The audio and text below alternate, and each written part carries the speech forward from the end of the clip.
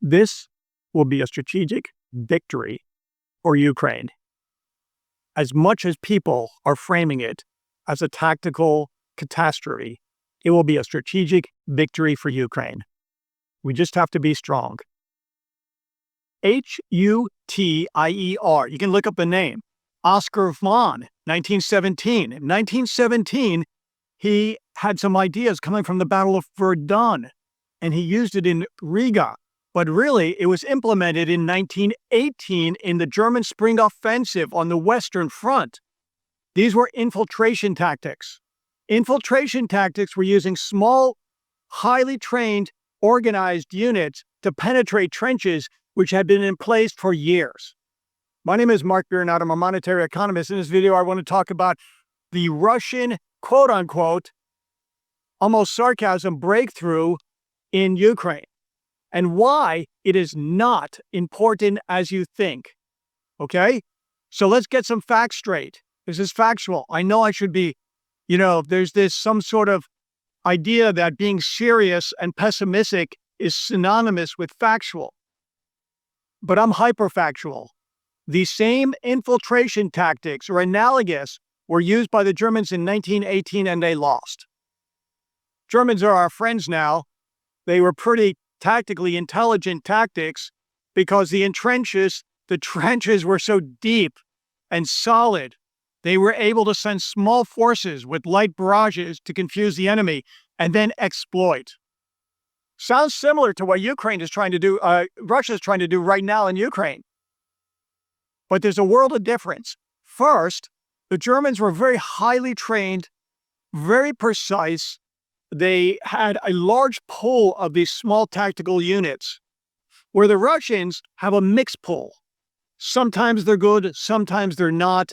They don't have infinite resources. They have huge logistical problems. They cannot exploit, in a strategic way, these tactical breakthroughs.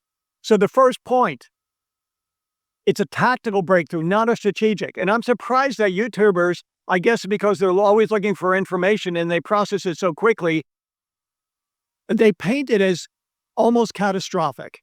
It is not. Because in chess, it's just not what white does, it's what black does. Oftentimes, I'm at a huge tactical advantage, and yet I win decisively. You have to understand the difference between tactical and strategic. The front line is enormous. It's huge. It can't even be, to comprehend how large the largest country in Europe, Ukraine, is, and these small tactical advances. Russia is out of gas. They're out of steam. They're not like the Germans in 1918, believe it or not. They have huge logistical problems. They have mixed morale. Their units and leaders have mixed coordination.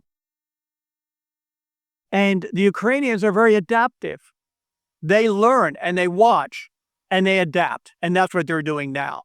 So any strategic breakthrough usually involves a collapse of an entire army, like in Stalingrad in 1940s. A total surroundment. They called it the castle, the pot. That is not what we're seeing here. We're seeing small tactical breakthroughs. Do not paint it or frame it as strategic.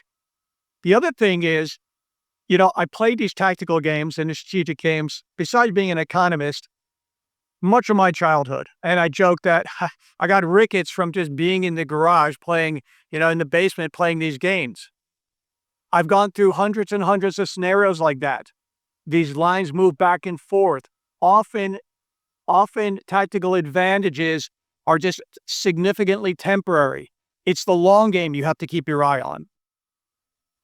Another thing is plumbing. What does this have to do with plumbing? Yeah, the front lines are kind of fluid and they're like plumbing. I've replumbed my whole house. A small leak in one place can disrupt the water flow and send all the water in another. If Ukraine even does some tactical counterattack in another region, it will distract from this. This, in my mind, is a gambit. And in chess, once you're playing with high-level players, gambits don't work. Gambits work, maybe if they're players like 1700, but it's not going to work against grandmasters. It's a gambit based on political momentum they feel they're achieving. So this parallels, I really wanted to get this video out here because I feel this parallels 1918 in the spring offensive with these infiltration tactics. And the difference is you still have to keep in mind the 3-to-1 rule. When you're entrenched, you have a 6-to-1. You need 6-to-1 advantage to penetrate if you're doing it front on. But if you're just a normal defender in normal terrain, even if the Russians penetrate these quote unquote defense lines, it's not catastrophic because you still need a 3-to-1 advantage. And the Russians, they have enough to they're sprinters in one sense, but they get tired very easily in this marathon that they're doing. And then, next week or next month, we'll almost forget about this and we'll be hitting, Ukraine will be hitting more strategic and economic targets in Russia, and something else will change.